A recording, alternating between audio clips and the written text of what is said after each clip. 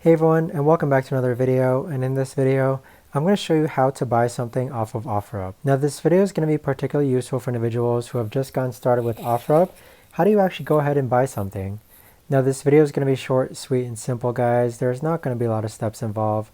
So first, let's open up OfferUp. And so let's take, for example, that we want to buy this pack of Pokemon cards here. The way it works is that you actually go ahead and click on the item that you're interested in. And then you can either make an offer or ask about the item using the buttons down below.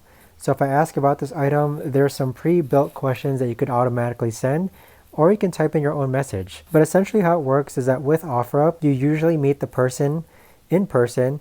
So I recommend meeting at a public place such as a supermarket or a bank, and then you make the exchange there. Now it's really important that most people, they take cash, Zelle, Venmo, or Cash App. I recommend using Zelle or Cash App just so that there's no chargeback. But in order to buy something, you can pay in cash. Just know that sometimes people do check to make sure that your cash is real or not. It's only happened to me once in which I was provided with a fake $100 bill, and I didn't know until I actually tried depositing it into the bank. But buying in person OfferUp is really easy. Just make sure that you meet in a safe place and then make your transaction either through cash, Zelle, Venmo, or Cash App.